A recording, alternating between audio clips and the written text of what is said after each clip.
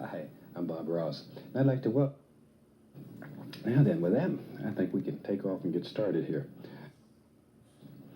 Alrighty, let's mix up some color and get started.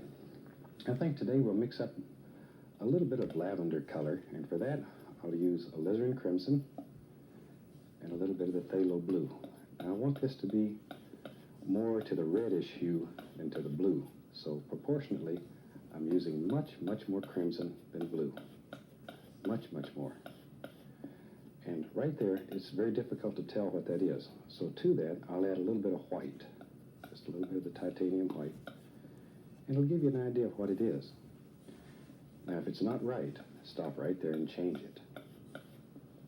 That's pretty close to what I'm looking for, just like so. All right, let me clean the knife off.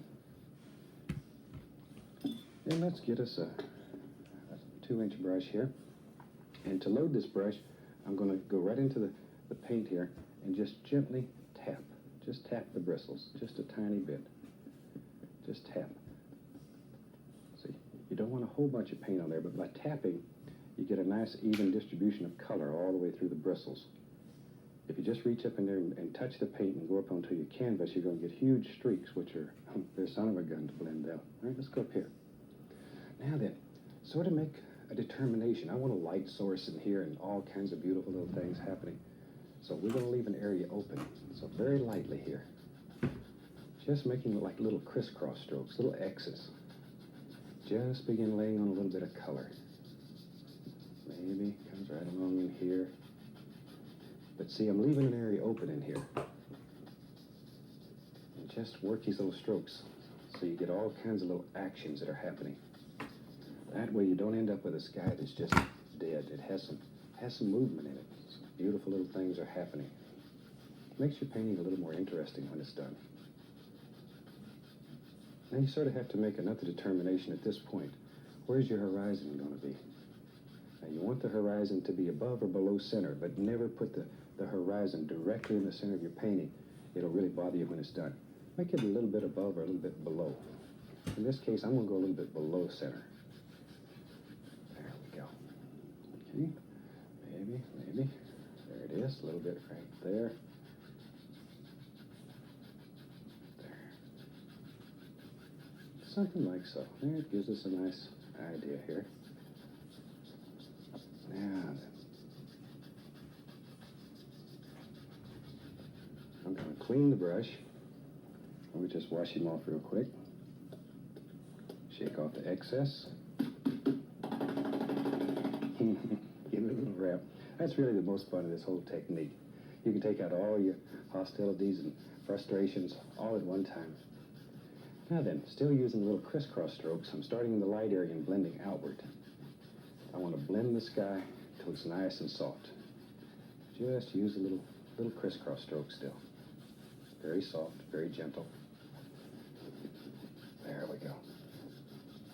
And you can blend this till it's just as smooth as glass, or you can leave some of the actions in it. On this piece of canvas, you're the creator, so you have to make these big decisions. Just sort of look at it and decide. There we go. Okay. Now then, I don't want to kill all these little actions in this one.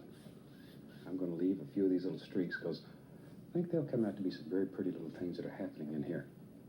Now I'm going to take a 1-inch brush and go right into titanium white, and I'll reach down here and grab a little bit of the bright red.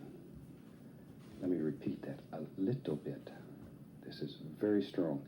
Eat up your whole world in a second. Little bit.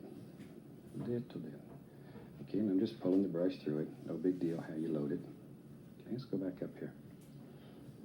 And figure out basically where your light source is going to be in this painting. And once again, I have this a little bit off center. Try not to put it right dead in the center of the canvas. And making still these little crisscross strokes, I'm going to begin blending outward and just sort of filling up this area we left open. Just blend it. And it doesn't matter if you come out here and touch some of the lavender color that you put on here, because it'll all blend together. No big deal. Just little crisscross, little X's. It's just the way the teacher used to grade my paper in school. She just grabbed it and made a whole bunch of X's on it. There we go. See, I just didn't realize way back then that I was studying for my future occupation. There we are.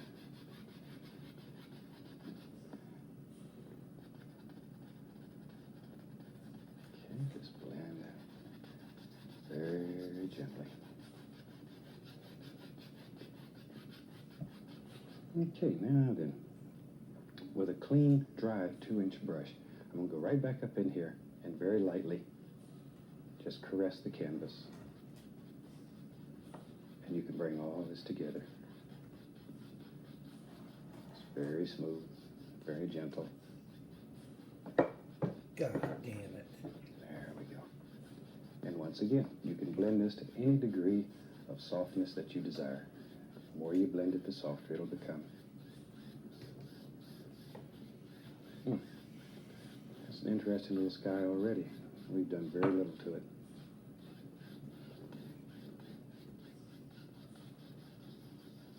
Okay. Now, one of the things to really be careful of, do not touch your sky with a wet brush. If you leave thinner in your brush and touch your sky, you're going to thin this paint.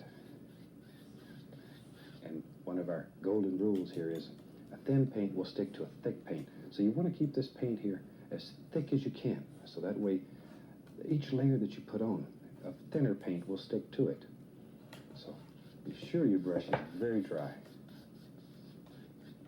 And I have seen students in class that have absolutely touched the canvas with a real wet brush and they've watched their painting drip right off the floor. Oh, bad. You don't want to do that. You'll be upset with me. Alrighty. I'm going to use the old fan brush. Now I have a number 6 fan brush here. It has natural bristles. This is a bristle fan brush. It's pretty stiff. It's not a soft blending fan. Okay, let me load this up. Now then, I'm going to take some alizarin crimson and phthalo blue again, but this time I want it to go more to the blue hue. Blue hue. It's sort of hard to say, but I want it to be more bluish so it'll stand out. Add a little white into that so we can see what we have. There we go. And that's quite a bit bluer. Okay. You can see the difference here. There's the first one we used. It's sort of in the reddish color. And this one is more into the blue color. And that's what we're looking for. Okay, let me clean my knife off here. Now then, let's take the fan brush and just gently pull it through a little bit of that color. You don't need a great deal here, just a little bit. Now then, I'm going to take and just wipe off the excess paint. I just wipe that on a paper towel so there's just a little bit of paint left on the fan brush. Let's go right up in here and begin laying in some happy little cloud shapes. You just have to make a decision here. Where do you think your clouds live? Just drop them off. And I'm just sort of scrubbing the brush across the canvas. You can probably hear that. And you use just enough pressure to get it come off. Now see, the reason I wash the brush or wipe the brush off on the paper towel, I don't want a whole bunch of paint here. I just want enough color so that it shows up. And if you didn't wipe it a little bit, when you touch the canvas, you'd probably get too much on the first cloud or two.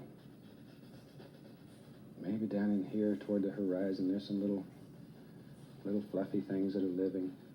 Just let them bounce around and play. Just making tiny little circles.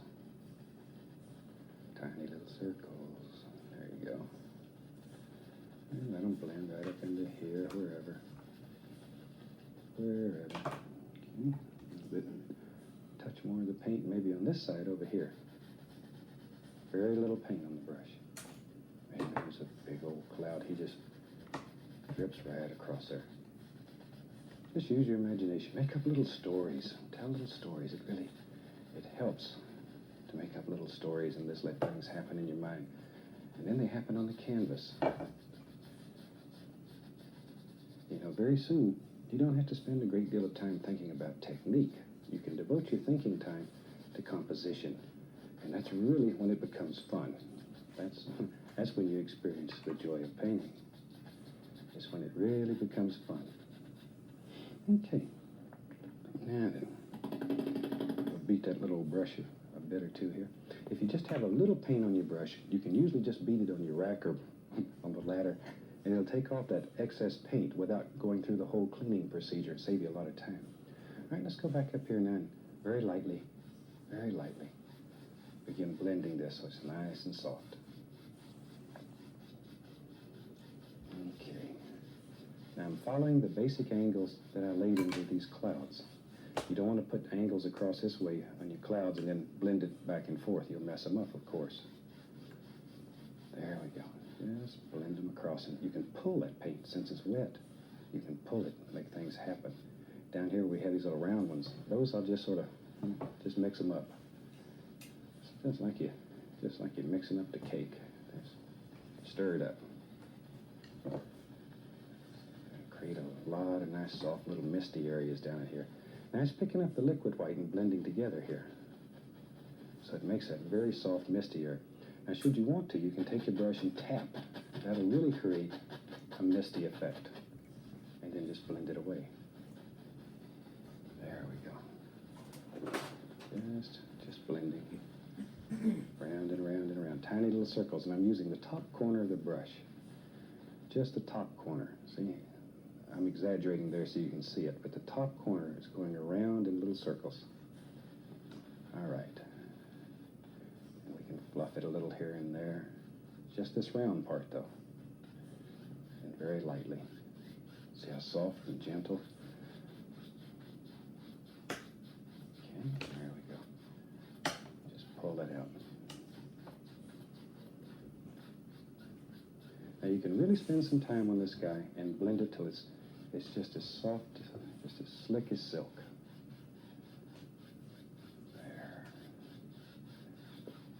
Or as my father used to say, till it's tender as a mother's love. There we go.